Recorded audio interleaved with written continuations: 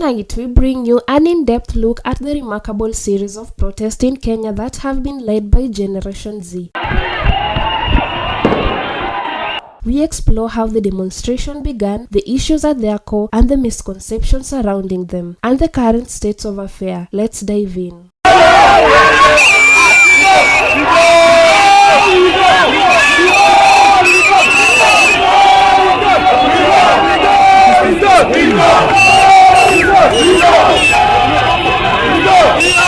The seeds of current unrest were sown in March 2024 when President Ruto's administration introduced the Finance Bill 2024 to the Parliament. The bill proposed sweeping changes in the tax system, including increased VAT on essential goods and services, higher income taxes for higher earners, and new levies on mobile transactions.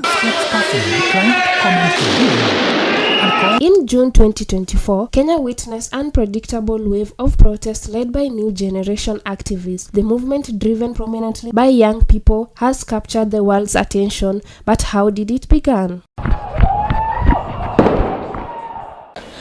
Ukisikiliza vile hiyo budget inasemekana iko, sisi hatujaisoma, lakini kulingana na vile iko itakuja kutuumiza. Na mpaka mahali sasa Kenya iko tunaumia sisi watu wa chini. Kwa hivyo ningeomba serikali iangalie ili swala la budget, kwa sababu hii budget kuna watu ambayo saa hii hata ukiangalia katika Kenya yetu kuna watu saa hii ambayo wanahangaika, kuna watu hawana makazi. Tungependelea. The other issues at the heart of the protests are multifaceted. Firstly, the significant unemployment crisis. According to the recent report, nearly 70% of young people in Kenya are unemployed. Another critical issue is the corruption. The youths are demanding accountability from leaders who have been accused of embezzlement and mismanagement of public resources. We need empowerment. We need change. Most of our graduates have gone to school but are not employed. We are seeing the government, when our president was campaigning, said that we'll create jobs for the youths. But right now, you see all people on the streets, they are youths, but they're not having work. There's just been piling frustration for a long time. So we're here today, I guess, because this particular government has been the feather on the camel's back, and we're just tired of it. We can't go on like this. For how long? For how long? So we need a solution to all this.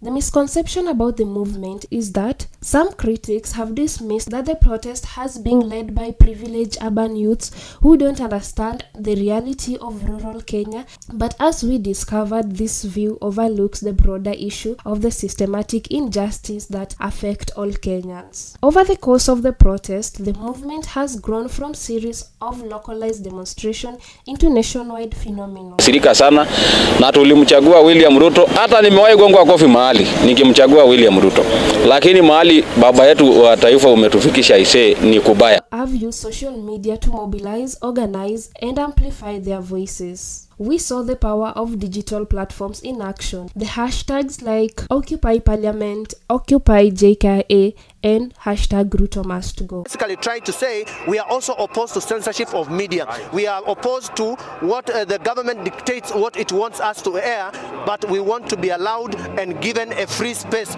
to practice and to ensure that we deliver the news to the people, because we are the fourth estate. The protests have not been without conflicts. There have been reports of clashes between the demonstrators and the police, leading to numerous injuries and arrests, and also deaths of young demonstrators. Hizi vifo ni mingi. Hakuna venye mtu atakuwa na kufa na inaenda hivyo. Tumeona vifo mingi. Wakati wa Moi tuliona vifo, wakati wa Kenyatta tukaona vifo, wakati wa Uhuru tukaona vifo. Sasa wakati wa Ruto tunaona vifo wa vijana wadogo sana, wale wenye wanafaa wakuwe viongozi wa kesho. Sasa ndio hiyo wameuliwa. Mili zingine zinapatikana Kware, zingine zinapatikana Kabete, zingine ziko hapa pipeline, zingine sijui zinapatikana wapi. Hivyo ndio tunataka tuendelee Kenya hii. Despite the challenges, the protests have achieved some success. The government has promised to reform in areas like job creation, anti-corruption measures. Through effectiveness of the promises remain to be seen. The president has also fired all the cabinet secretaries and the Attorney General of Kenya. Upon reflection, listening keenly to what the people of Kenya have said, and after a holistic appraisal of the performance of my cabinet and its achievements and challenges, I have today in line with the powers given to me by Article 1521 and 1525B of the Constitution and Sections 12 of the Office of the Attorney General's Act, decided to dismiss with immediate effect all the Cabinet Secretaries and Attorney General of the Republic of Kenya, of the Cabinet of Kenya, except the Prime Cabinet Secretary and Cabinet Secretary for Cabinet Secretary for Foreign Affairs and Diaspora Affairs.